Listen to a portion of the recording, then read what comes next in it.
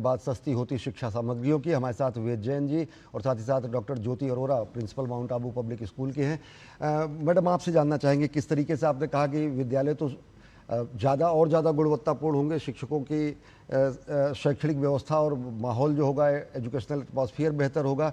अभिभावकों को किस तरीके से राहत के रूप में देखते हैं, क्योंकि बड़ा खर्चा कहीं ना कहीं, अगर बच्चे एक या दो या कई हों तो उनको पढ़ाना, चाहे वो शहरी क्षेत्र हो चाहे ग्रामीण क्षेत्र हो, तो बेहद राहत पारिवारिक लिहाज से भी इसको देखती हैं, अभिभावकों के लिहाज से भी।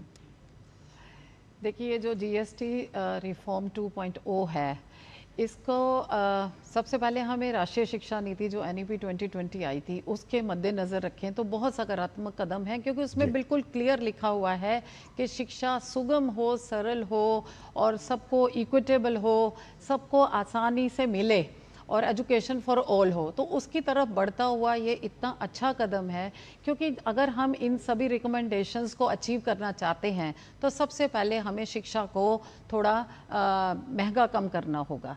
तो ये एक बहुत बड़ा कदम है कि जैसे कि मैंने बोला कि शैक्षणिक संस्थाएं जो हैं, जब शिक्षा में पारदर्शिता होती है, जब शिक्षा में गुणवत्ता होती है, तो उसमें निवेशक भी ज़्यादा आते हैं। तो अच्छी निवेशक आएंगे और उससे क्वालिटी एजुकेशन की जो हम बात कर रहे हैं एनईपी 2020 के मद्देनज़र रखते हुए, उसको भी बढ़ावा मिलेगा।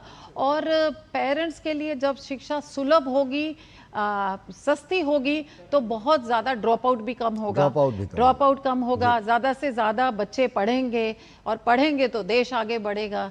तो और सभी राज्यों में, क्योंकि ये भी एक खींचातानी वाली बात रहती थी कि कुछ राज्यों में इतना टैक्स है और किस राज्य में इतना है, वो भी बराबर हुआ है। ये भी एक बड़ा सराहनीय कदम है।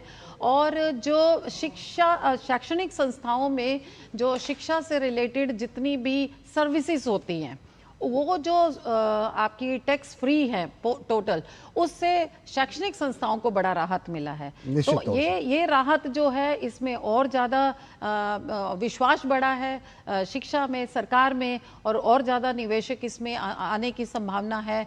और अल्टीमेटली तो हम यही चाहते हैं कि पूरा इकोसिस्टम बेहतर होगा, पूरा इकोसिस्टम इससे बड़ा पॉजिटिवली अफेक्टेड है और उसको गति मिलेगा, और गति मिलेगी। समय बहुत कम है। बहुत बहुत धन्यवाद वेद जैन जी, और बहुत बहुत धन्यवाद डॉक्टर ज्योति अरोरा जी, हमसे जुड़ने के लिए और विस्तार से अपनी बात रखने के लिए। तो निश्चित तौर से अगर देखें तो जीएसटी 2.0 या फिर नेक्स्ट जनरेशन जो